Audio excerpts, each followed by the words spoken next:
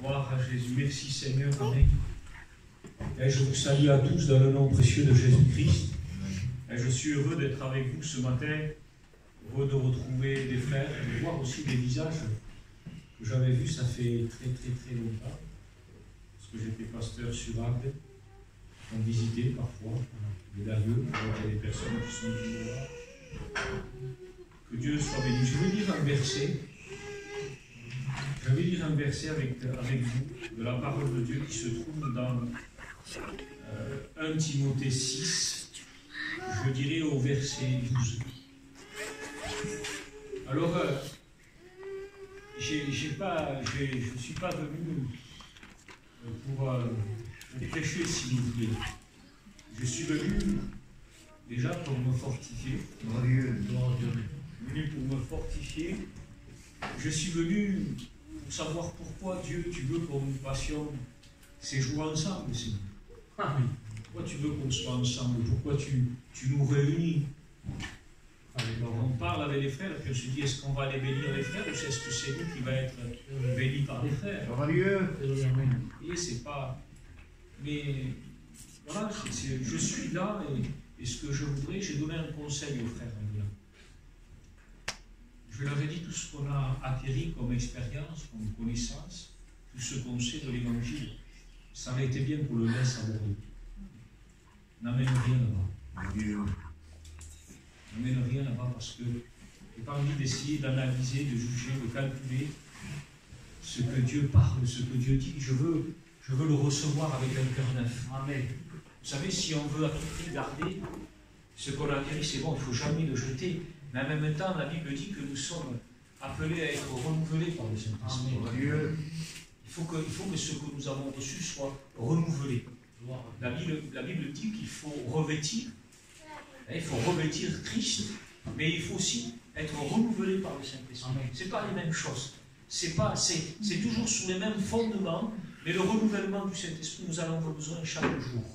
Et quand avons-nous besoin d'être renouvelés par le Saint-Esprit? Mais quand nous commençons dans notre vie à sentir des sécheresses, quand nous commençons dans notre vie à sentir que c'est comme si ce qu'on a reçu ne nous fortifie plus, ne nous bénit plus de la même façon que ça nous l'a fait quand nous l'avons reçu. Non, nous avons besoin. Pourquoi il est question de renouvellement? Parce que nous sommes renouvelés par la même source. Alléluia. Il y a une seule source. La source de l'eau de la vie, c'est l'Éternel. C'est Dieu. Il n'y en a qu'une source. Il n'y en a pas deux. Et comme c'est la même, alors elle est constamment renouvelée. Elle est constamment renouvelée. C'est une eau qui stagne, une eau qui n'est pas renouvelée avec le temps. On va trouver...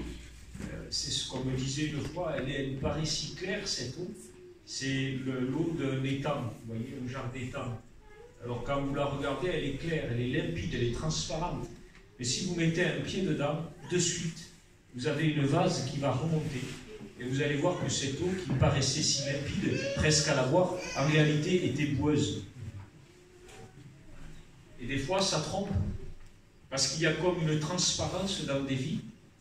Mais si on remue un peu le fond, on s'aperçoit qu'il y a de la vase. On s'aperçoit qu'il y a de la boue. Tandis que dans une eau qui est renouvelée, vous pouvez la boire. Je vous donne un conseil. Même si c'est de l'eau de source, qui a alimenté une rivière ou ce que vous voulez, ne buvez jamais vers le bas. Parce qu'entre-temps, il y a des animaux qui viennent boire et ci et ça, ils font tout ce qu'ils veulent. Et l'eau, elle n'est pas aussi pure que quand vous buvez dans les hauteurs. En bois dans les hauteurs, c'est là que l'eau est pure. Il n'y a pas les impuretés qu'il y a vers le bas que vous trouverez. Le meilleur moyen, et là on ne sera jamais trompé, c'est quand on boit à la source dans les hauteurs. Que Dieu vous bénisse à tous. Je lis ce verset. Pourquoi je vous ai dit tout ça? Parce que... Moi, je vous regarde là. Bon, ça va, il est quelle heure? 5h.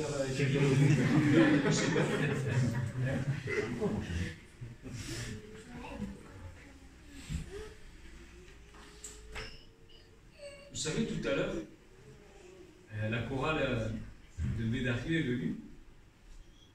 C'était peut-être pas prévu. Je ne sais pas si vous avez prévu de chanter, je ne sais pas.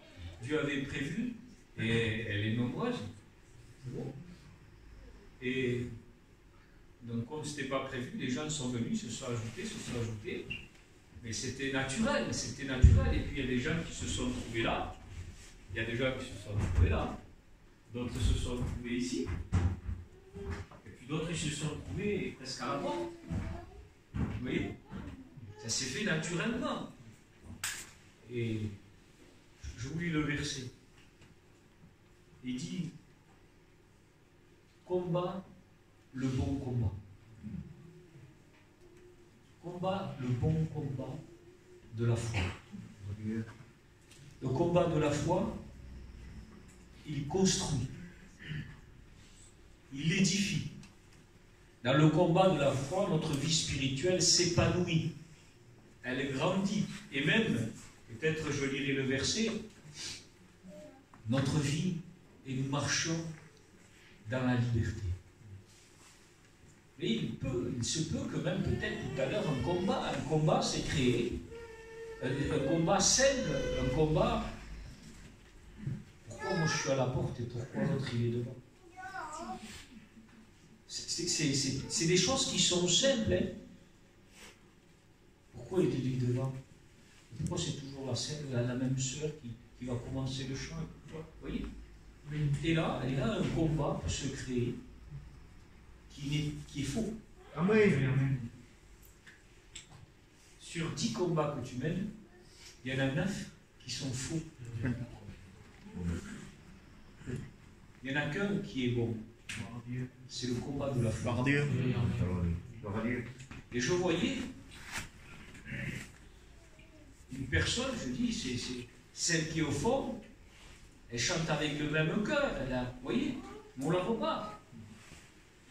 Et des fois, c'est embêtant, et puis ça peut créer un combat qu'on ne voit pas. C'est pas qu'on va être vu, c'est que, voilà, on va avoir la même part que tout le monde, et puis on se dit, on ne voit pas. Mais selon ce que la Bible dit, parmi les gens dans la synagogue, il y avait tellement de monde qu'il y avait une personne qu'on ne voyait pas. Mais Jésus l'a vu. Alléluia. Jésus l'a vu. Alors c'est vrai que des fois les choses dans le naturel de déroulement font qu'on pourrait se trouver devant, et à la limite on est même un peu gêné qu'on est devant. Mais des fois, on est mal parce qu'on est derrière. Alors, vous voyez, je me posais cette question-là, et bon, je ne sais pas si j'ai pas noté le verset, parce que, comme je vous dis, je suis venu pour parler, pour observer.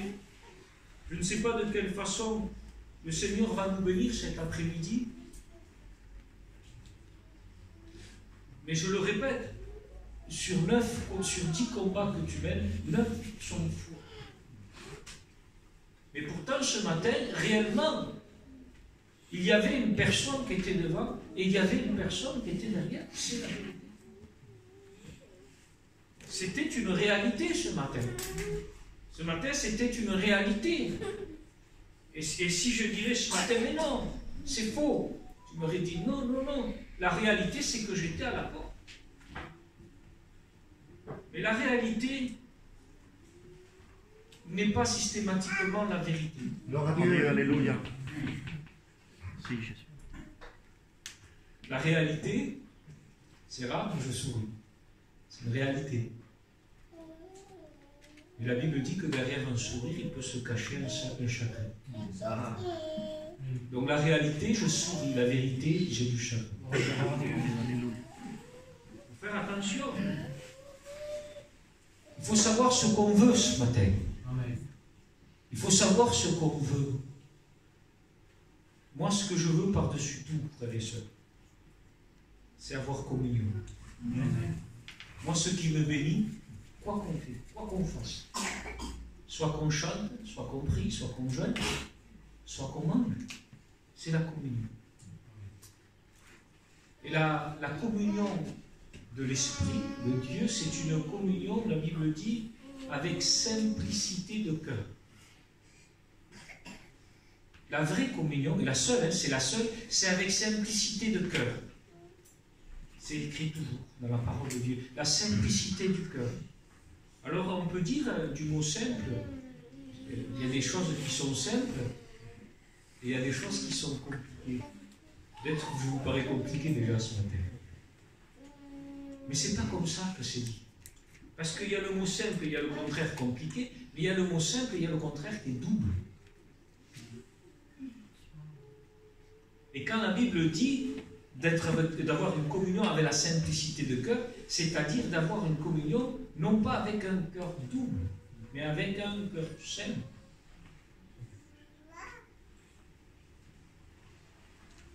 Et c'est important. Ce matin, c'est la communion. Ce qui me renouvelle, ce qui me bénit, ce qui me fortifie, ce qui m'anime, c'est la communion. C'est que quand je m'assois dans mon église, j'ai communion. Alors pourquoi des fois je ne peux pas avoir communion? À cause des réalités. À cause des faux combats. Si seulement je servais Dieu et non les hommes. Si seulement je servais Dieu et non les hommes. Ce que je ferais, ça me profiterait. Amen. Parce que quand je sers Dieu et quand je chante, que je sois devant ou que je sois derrière, Dieu me voit pareil. Vous savez, Dieu c'est quelqu'un... Allez, on avance pas à pas. Je suis chez moi. Amen. Moi où je suis avec Israël, je suis chez moi. Alléluia. Oh, j'allais lire, je ne sais pas si je vais. Vous êtes bien ce matin? Amen. Moi, je me sens en paix. Amen. Écoutez ce texte-là. La communion, c'est ça. La Bible dit que l'amour parfait bannit la crainte. Amen. Qui est l'amour parfait? C'est Dieu. Amen. L'amour parfait, c'est Dieu. Et l'amour parfait bannit la crainte. Ça veut dire que je n'ai pas de crainte quand j'ai communion avec Dieu. Je n'ai pas de crainte. Le texte dit, Éternel, tu me sondes, tu me connais. Moi, je vais prier Dieu. Là. Je veux prier Dieu parce que je sens qu'il y a des cœurs qui sont trop à eux-mêmes. Ils sont trop dans les raisonnements. Alléluia. Tu es trop dans tes raisonnements. Tu es trop dans ce que tu connais de Dieu. C'est vrai que peut-être ce que tu connais de Dieu, c'est au travers de ce que tu as expérimenté. Je suis d'accord, je ne dis pas le contraire. Mais celui qui croit parce qu'il a fait une expérience dans l'amour de Dieu, il connaît l'amour de Dieu, il faut qu'il revienne à Dieu, il faut qu'il relise la Bible. Pourquoi? Parce que Dieu, c'est un Dieu de l'infini. Amen. C'est un Dieu de toute éternité. C'est un Dieu qui n'a ni commencement ni fin. Ça veut dire que ce qui est de lui n'a ni commencement ni fin. Dans la hauteur, dans la profondeur, dans la longueur, dans la largeur. Il faut, jamais je vous donne un conseil, selon ce que j'expérimente. Ça ne sert à rien de faire des conclusions avec Dieu. J'ai vécu ça, j'ai compris, j'en conclus ça. Ça ne sert à rien. Parce que tu vas tirer une conclusion qui va fermer, qui va faire une image de Dieu. Tu vas te faire une image de Dieu. Dès qu'on se fait une image de Dieu, c'est une limite. Et Dieu dit, tu ne te feras aucune image de ton Dieu. Dieu, c'est une personne. Dieu, c'est une personne avec laquelle on a communion. Dans le mot communion, il y a deux mots. Il y a le mot commun et il y a le mot union. Le mot communion, c'est une union commune entre deux personnes, c'est-à-dire nous et lui. Amen. Communion avec Dieu. C'est une communion, mais c'est une dimension, on va dire, qui n'existe pas dans l'intelligence humaine, dans la conception humaine. Pourquoi? Parce que on comprend que c'est une image, mais quand même qui est donnée dès le commencement. Et les deux formeront une seule chair. Ça n'existe pas. Ça n'existe pas. Ça fait 24 ans que je suis marié. Là, Alice est une personne et je suis une personne. Et pourtant, la Bible dit les deux formeront une seule chair. Et ça signifie que les deux doivent former une unité. Et la divinité, c'est une unité. Et c'est ce qui est de merveilleux. Quand j'étais aux études, on me disait qu'il y avait les trois créations. Il y avait l'univers, il y avait les anges, et il y avait l'homme. Alors moi, je ne me suis pas au niveau des enseignants, mais je crois quand même qu'il Jésus parlait d'une quatrième création qui est bien réelle. Parce que la création angélique, c'est une création céleste. La création humaine de l'homme, c'est une création terrestre. Mais il y a une création qui a été produite à la croix qui n'existait pas. Alléluia. Un ange, c'est un ange. Un homme, c'est un homme. Mais un chrétien, c'est Dieu. Gloire à Dieu. Alléluia. C'est une création qu'il aurait dû être nommée. Parce que c'est une réalité. Nous avons été engendrés, le divin a engendré et a fait de nous une créature spirituelle. Alors je veux rester dans ce que je dis parce que quand on rentre dans ce qu'est la communion, c'est quelque chose de merveilleux. Alors je vous dis la vérité, faut que je vous le dise. Je veux que vous savez pourquoi ce qui est important. Si j'écoute une belle prédication, un message théologique, si j'écoute un chant d'onction, si je n'ai pas communion avec ce que je... ça ne sert à rien. La vie, elle est dans la communion. Cantique des Cantiques, chapitre 7, verset 6. Ta tête se dresse comme le Carmel, et les nattes de ta tête comme la pourpre. Je le dis parce que j'aime ça, parce que je crois que c'est une création réelle. C'est ce que nous sommes. C'est ce que nous sommes. Il dit, ta tête se dresse comme le Carmel. Le Carmel, c'est un mont, une montagne qui est très... Il y a beaucoup de végétation. Il y a beaucoup de végétation sur cela. Alors il dit, elle s'élève, ta tête s'élève comme le mont Carmel, c'est-à-dire, quand il dit beaucoup de végétation, c'est-à-dire c'est au niveau de la chevelure. Quand il l'a décrit à son église, il dit qu'elle a une chevelure abondante, qui représente bien sûr la consécration. Et il dit, tes nattes, tes tresses, tes nattes, les nattes de ta tête sont comme la pourpre. Les nattes de ta tête, les tresses, sont comme de la pourpre.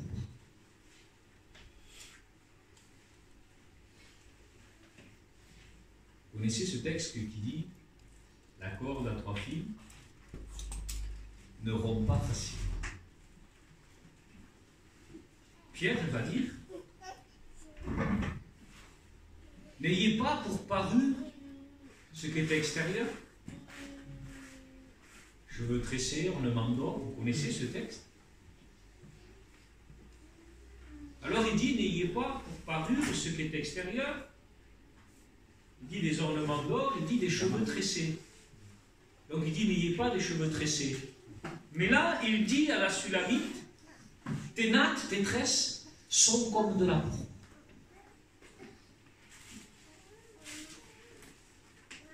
Pierre dit, n'ayez pas pour parure ce qui est extérieur. Et il dit, des cheveux tressés. Alors est-ce que c'est pas bien d'avoir des tresses? C'est pas ce qu'il veut dire. Ce qu'il dit, c'est n'ayez pas pour parure ce qui est extérieur. Il parle de la parure extérieure. Alléluia.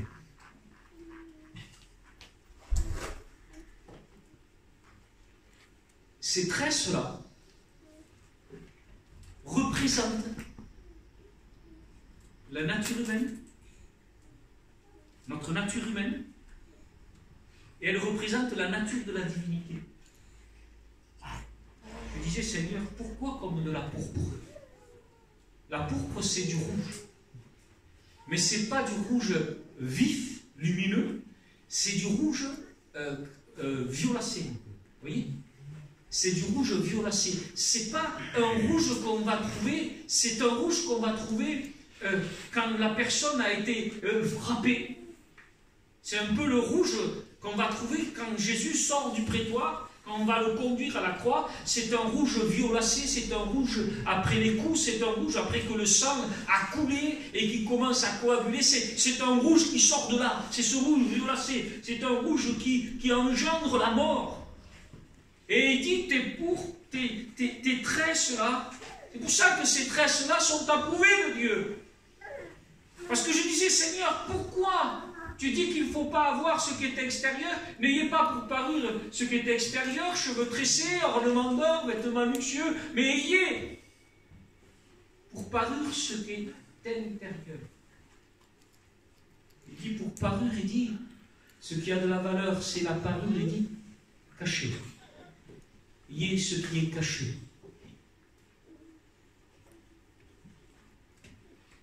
Je dis, Seigneur, pourquoi ces tresses-là, tu les approuves?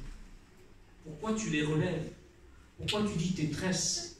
Ta tête s'élève pour le mont Carmel et les tresses de ta tête sont comme la pourpre. Écoutez bien, c'est puissant.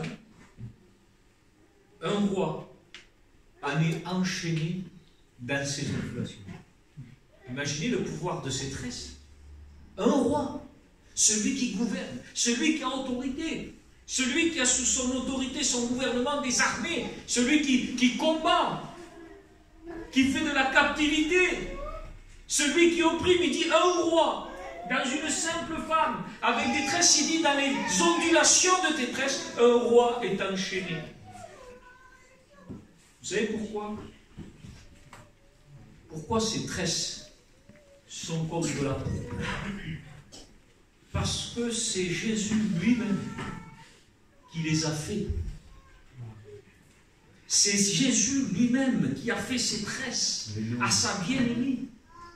Il lui a fait des tresses avec ses mains ensanglantées. C'est pour ça qu'on retrouve ce rouge violacé sur ses tresses. Et c'est pour ça que je vous dis, on voit là la réelle création. Ces tresses ne sont pas des tresses extérieures, c'est des tresses intérieures. Il dit quand tu pries, vous connaissez ces textes. Il dit entre dans ta chambre.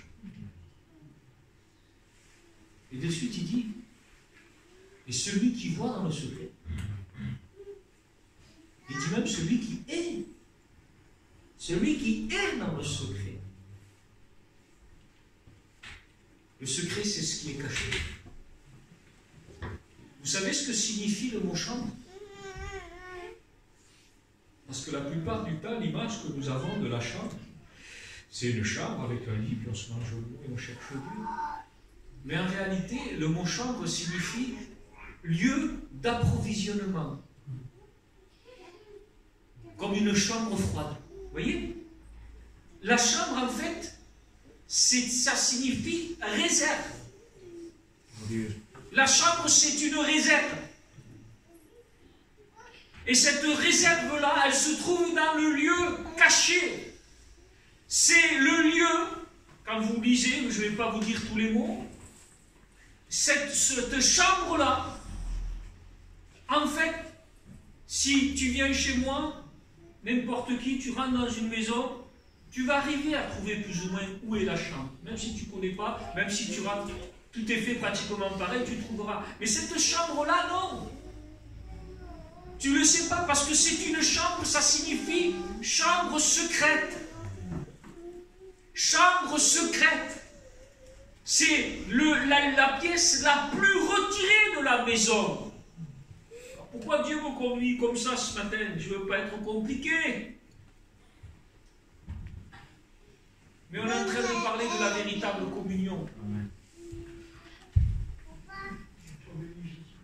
La Bible dit, si notre homme extérieur se détruit, c'est quoi notre homme extérieur? C'est la chair. S'il se détruit, notre homme intérieur, Alléluia, se renouvelle de jour. Qu'est-ce que ça veut dire?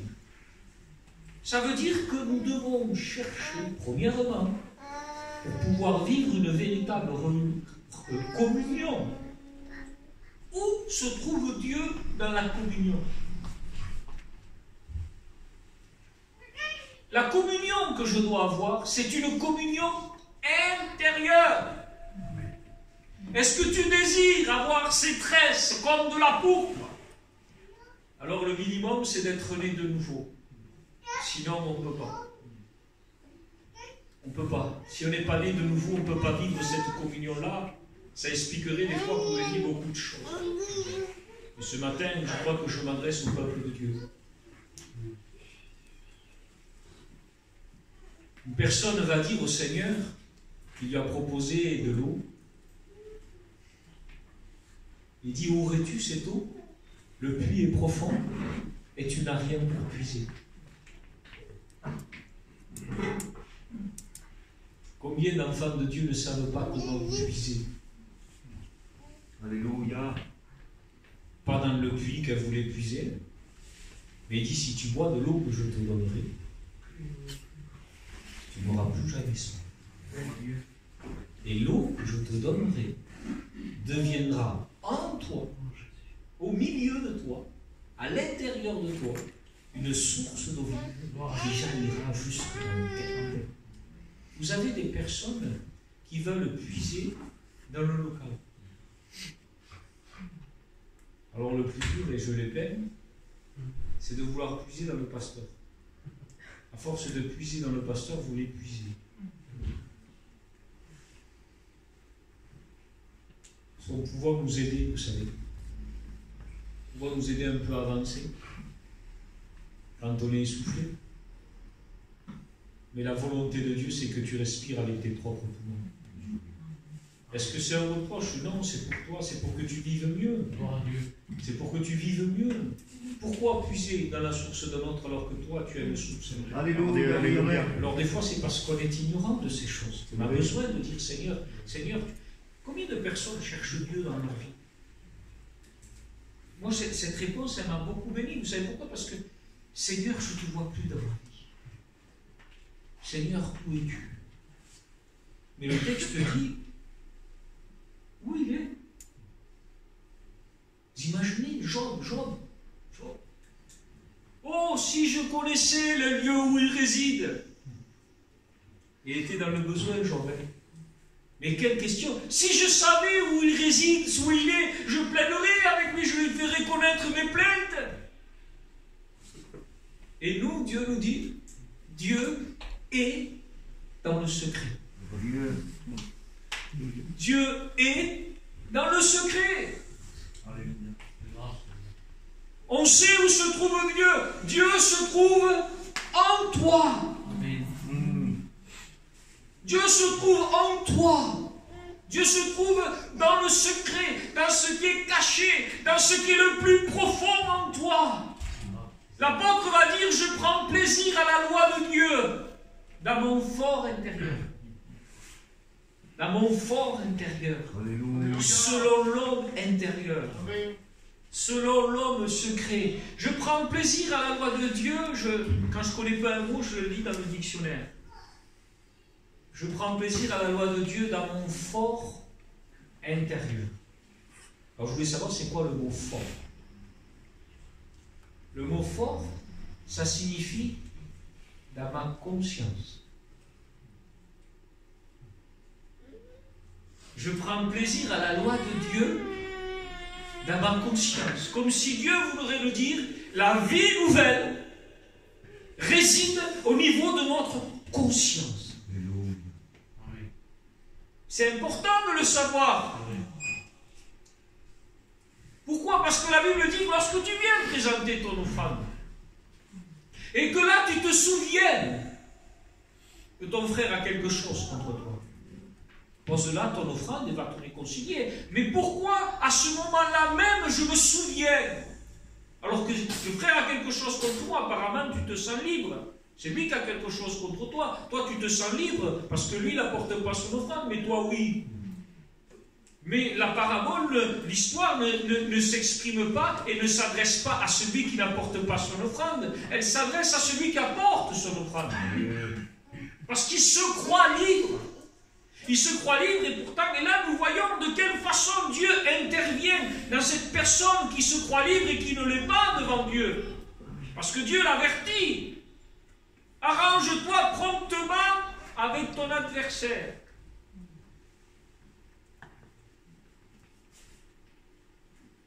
Premièrement, avec ton adversaire. Il dit de peur que l'adversaire. Ça, ce n'est pas les mêmes personnages. Ton adversaire, ça peut être ton frère, ta soeur, ça peut être ton prochain. Mais l'adversaire, nous savons que c'est le diable. Arrange-toi promptement. Mais de quelle façon Dieu intervient? De quelle façon Dieu parle à un cœur? Eh bien, il dit, et que là, tu te souviennes. C'est-à-dire, c'est dans la pensée. Le Seigneur, le Saint-Esprit, je vous donne un texte, le Saint-Esprit atteste à mon esprit que je suis enfant de Dieu. Alléluia, amen. Ça veut dire que le Saint-Esprit parle à mon esprit. Il y a une version, la Darby a dit, le Saint-Esprit, avec mon esprit, m'atteste que je suis enfant de Dieu. Gloire à Dieu, amen. Vous voyez? C'est important de le savoir. Que ça réside dans ma conscience. Pourquoi? Parce que si Dieu parle dans ma conscience, si Dieu dirige ma vie d'après ma conscience, si moi, dans ma vie chrétienne, je n'écoute plus ma conscience,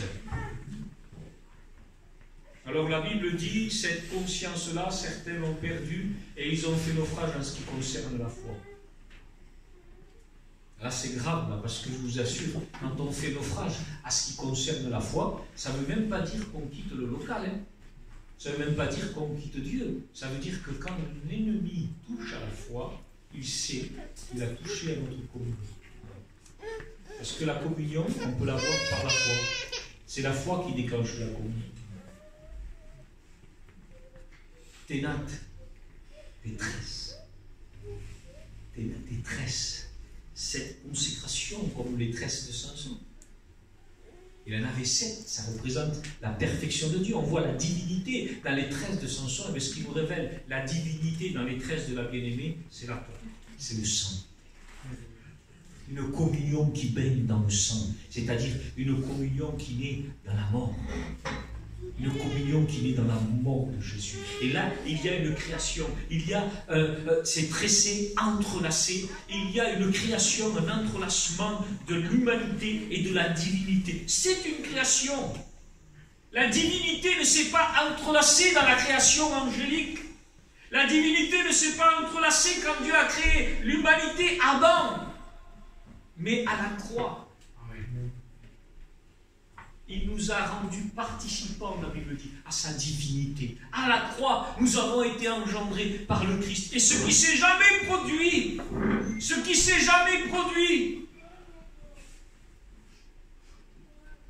et c'est ce qui a été le sujet de scandale. Et Dieu l'a dit, j'habiterai au milieu de vous. Vous avez lu ce texte?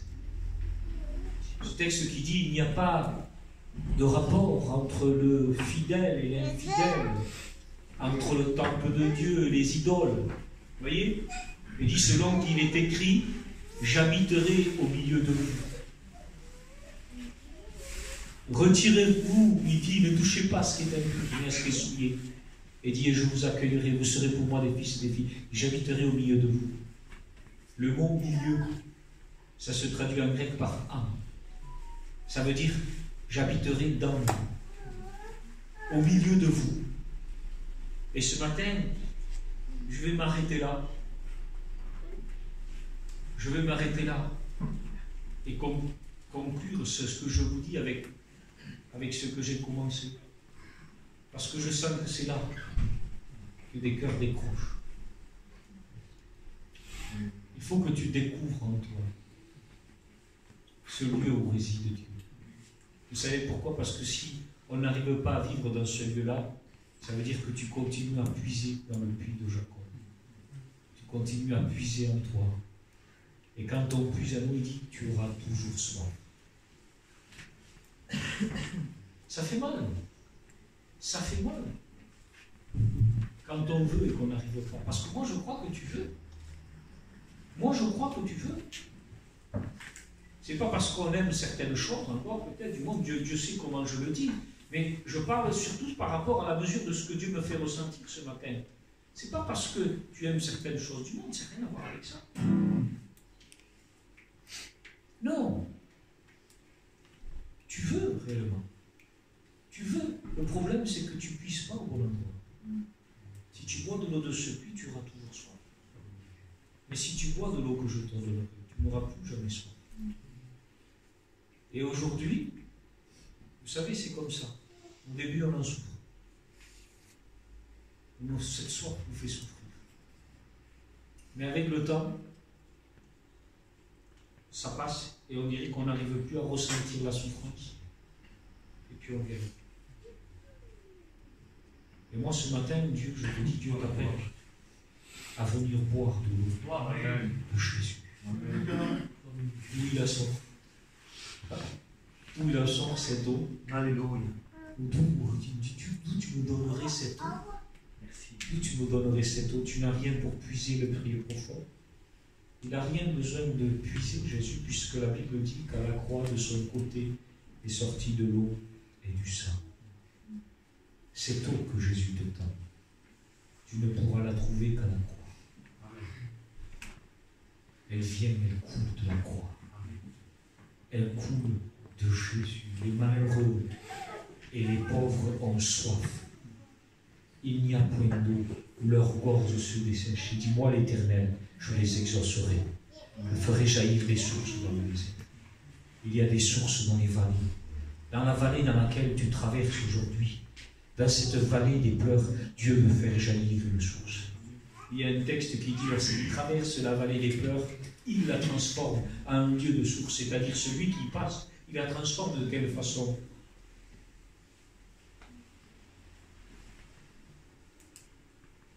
En croyant que Dieu peut le faire. Comment on traverse une vallée de pleurs, elle se transforme en source? Eh bien, en remettant toutes les choses entre les mains de Dieu. Alléluia. En laissant tout entre ses mains. En lui disant, Seigneur, moi j'arrive pas, mais je crois que toi tu peux. Amen. Je crois que toi tu peux changer les choses. Alléluia.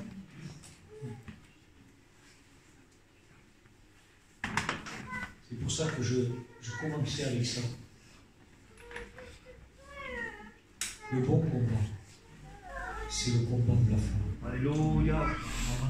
Hors de la foi, c'est tout des faux combats. Tu peux peut-être, excusez-moi, je le dis, peut-être tu as encore des bleus. Peut-être tu as encore des bleus, des coups que tu as reçus. Je te le dis, c'est un combat mensonger. C'est dur de dire, c'est un mensonge, j'ai des bleus. J'ai des bleus qui prouvent la réalité de ce que j'ai vécu, oui, mais c'est mensonger. Je vais t'expliquer pourquoi. Parce que tout ce qui vient du diable est mensonger. Amen. La Bible dit que l'Antéchrist sera établi par toutes sortes de prodiges et de miracles, de signes mensongers. Pourquoi mensonger? Parce que si c'était vrai, si c'était une réalité, alors ça voudrait dire que Jésus n'a pas vaincu ça. Et comme Christ a vaincu Satan, tout ce qu'il peut avoir, c'est faux. Et ce matin, il faudrait que tu arrives à voir au-delà de tes bleus, au-delà de tes douleurs, et de déclarer que Christ est vainqueur. Il ne faut plus que tu regardes à tes douleurs. Tu n'y arrives pas. J'arrive pas, bien sûr, tu n'arrives pas, parce que comment tu veux dire Jésus est vainqueur en regardant ta douleur? C'est pas comme ça qu'on fait. On dit Jésus est vainqueur en regardant dans la croix. Alléluia. La victoire de Christ, elle est à la croix. Mais tant que je regarde, oui, je confesse les Écritures. Je lis le verset, je déclare en regardant. Non. Moi, je voudrais qu'on prie ce matin. Alléluia. Le vrai communion, ce que tu as besoin, c'est de rentrer dans une vie de véritable communion. C'est de venir puiser à la véritable source, à l'unique source. Ce matin, vous voulez qu'on s'incline devant Dieu? Amen. On va s'incliner, on va prier le Seigneur. On va prier le Seigneur. On prie Dieu. Je veux prier Dieu parce que Dieu veut t'amener à boire cette eau ce soir. Mais ce matin, il y a tellement de tiraillements. Il y a tellement de tiraillements dans ton être, dans ton esprit. Ça se bouscule tellement. Pourquoi? Parce que tant que tu confesseras que le combat que tu vis, c'est une vérité, tu ne t'en sortiras pas. Laisse ton âme, je sens qu'il y a une grâce de Dieu. Alléluia, merci. Il y a une grâce de Dieu ce matin pour ta vie. Alléluia. Il y a une grâce de Dieu. Il faut du courage, il faut du courage. Et il faut que tu arrives à prendre position ce matin. Même que tu peux pas, mais tu peux quand même faire un choix ce matin. Amen. Tu peux faire un choix. Amen. Dieu ne te demande pas la capacité, il te demande le choix ce matin. Alors je le dis tout simplement, est-ce que tu veux? Oui, amen. Est-ce que tu le veux ce matin? C'est Jésus qui dit, est-ce que tu veux? Si tu bois de l'eau que je te donne, Dieu pourrait lui prendre le verre et lui mettre dans la bouche, il le ferait, mais c'est pas comme ça avec Dieu. C'est pas comme ça, Dieu ne peut pas faire ça. Le diable le fait. Le diable le fait, mais pas Jésus. Jésus ne peut pas. Parce que ce que Jésus veut, c'est ton cœur dans l'amour. Il veut le cœur dans l'amour, alors il ne peut pas te forcer. Le diable ne veut pas que tu l'aimes. Le diable ne veut même pas, écoute-moi, c'est très important ce que je te dis. Il ne veut même pas te faire souffrir à toi en réalité. Le diable ne veut même pas te faire souffrir à toi en vrai. Ce que le diable veut, c'est faire souffrir Dieu. C'est pour ça qu'il te touche à toi. Alléluia. Il te touche à toi parce qu'il sait que Dieu t'aime. Il sait que Dieu t'aime ardemment et il veut faire mal à Dieu parce qu'il a été précipité du ciel. Alléluia. Il veut atteindre le cœur de Dieu. Si on veut m'atteindre à moi qui suis Père, c'est pas en me touchant à moi, c'est en touchant à ceux que j'aime, à mes enfants, à ma femme. Et c'est ça que le diable veut faire. Écoute cette parole, parce que je sens qu'il y a un mot de Dieu ce matin. Écoute bien.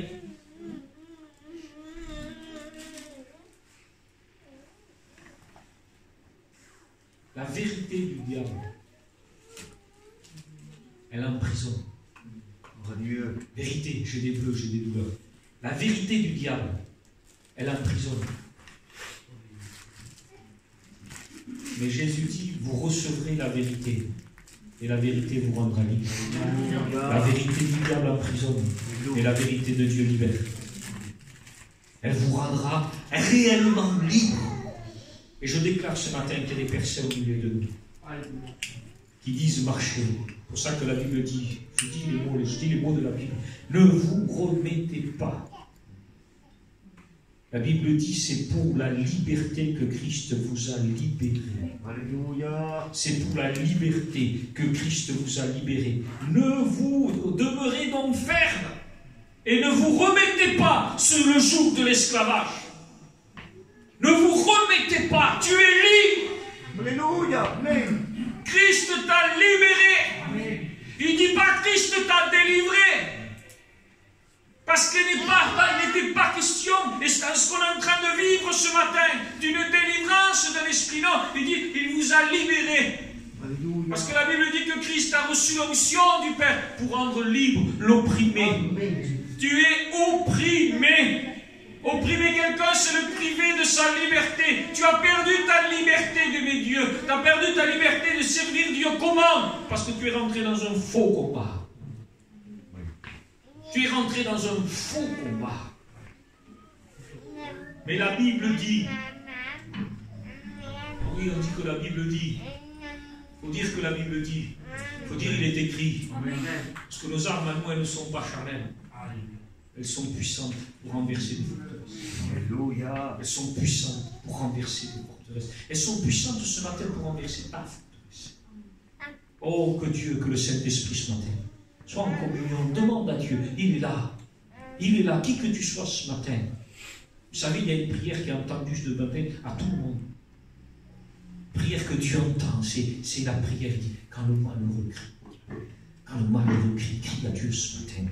Crie à Dieu, dis-lui Seigneur mon Dieu, Seigneur, tu as dit que tu es venu rendre libre l'opprimé. Libère-moi de cette oppression. C'est une oppression. C'est une oppression que Dieu veut renverser ce matin. Il veut renverser, il veut que tu reviennes à une liberté, à une véritable communion. Vous recevrez la vérité. La vérité du diable emprisonne, la vérité de Dieu libère. Amen. Et je déclare ce matin qu'elle veut te libérer. Alors je voudrais compris ce matin. Alléluia. Je voudrais compris ce matin. Une vérité du diable. Même si c'est vrai, du moment qu'elle emprisonne, c'est là qu'on voit la réalité de ce mensonge. Oui, tu pourras me dire ce que tu veux, je ne peux pas te dire que c'est faux. Mais je te dis c'est mensonger. Pourquoi? Parce que c'est depuis que tu alimentes ta vie de cette vérité, tu ne avances plus avec Dieu. Tu recommences à ne plus dormir. Tu recommences à vivre dans certaines amertumes. Pourquoi? Parce que tu alimentes la vérité du diable. Tu te nourris de cette vérité du diable. Alléluia. Et ce matin, il y a une vérité de Dieu qui est annoncée. Christ est venu rendre libre l'opprimé. Il a renversé ton oppression, non pas ce matin, il a renversé à la croix. La Bible dit, il est écrit que Christ nous a libérés. Écoute cette parole. Écoute cette parole.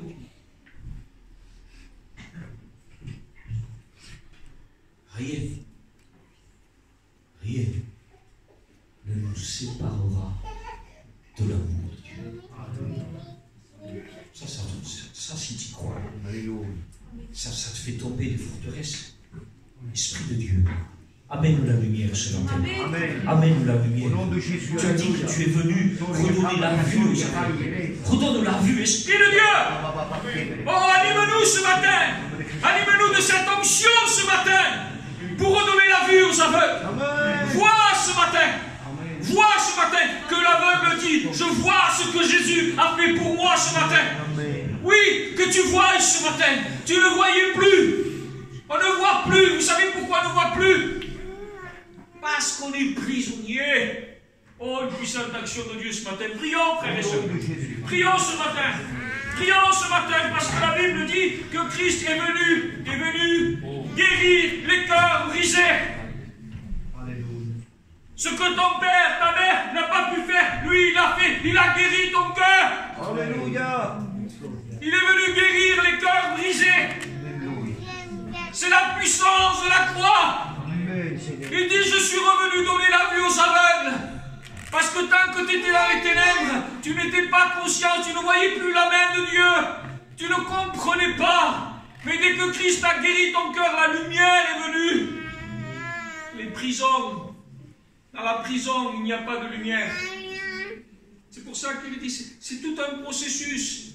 Écoutez bien ce matin. Il est venu délivrer les captifs, prisonniers. Il est venu rendre libre l'opprimé, oppressé. Il est venu redonner la vue aux aveugles. Les aveugles, vous savez pourquoi on est aveuglé? Parce qu'on est dans une prison.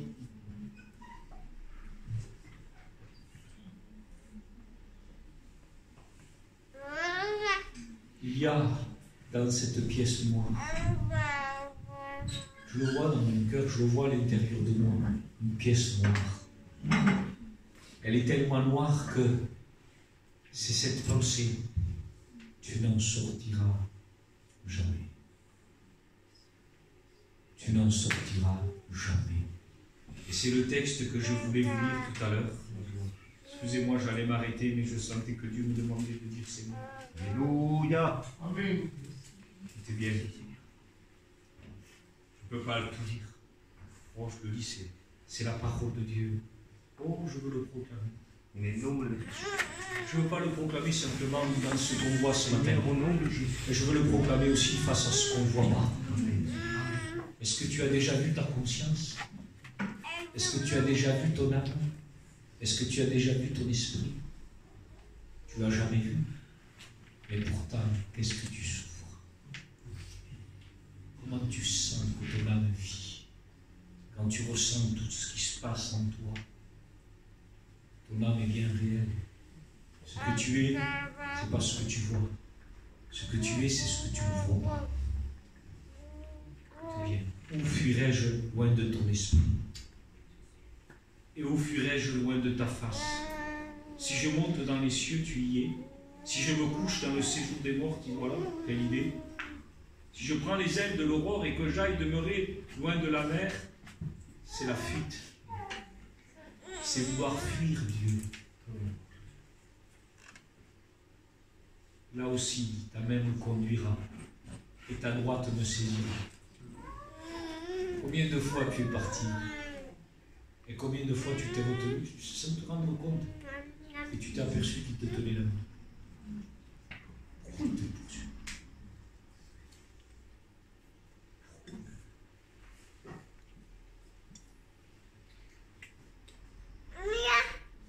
C'est pas ton père et ta mère qui a décidé que tu viennes au monde. C'est Dieu. Dieu. C'est pas ton père et ta mère. C'est Dieu.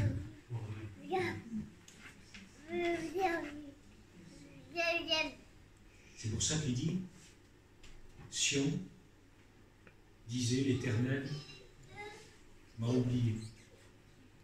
Le Seigneur m'a abandonné. Il va dire, la mère qui allait le fruit de ses entrailles l'oublierait-elle? C'est possible.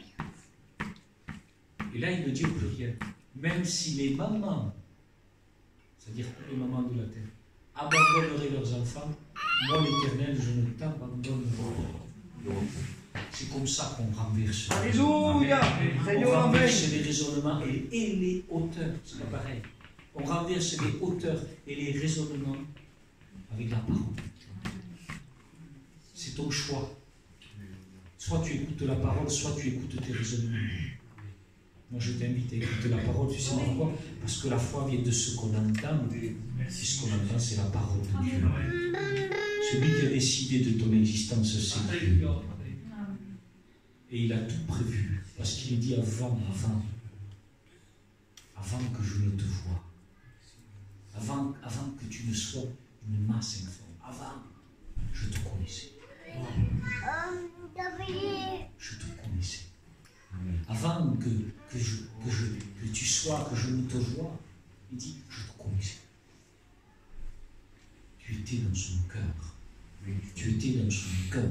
Et il a tout prévu.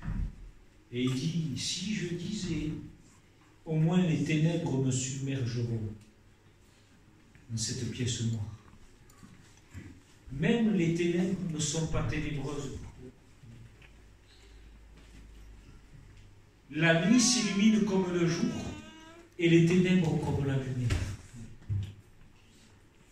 Et ce matin, je demande une action du Saint-Esprit. Dieu de gloire. Dieu de gloire. Tu vois ces cœurs assis dans les ténèbres. Ces cœurs qui écoutent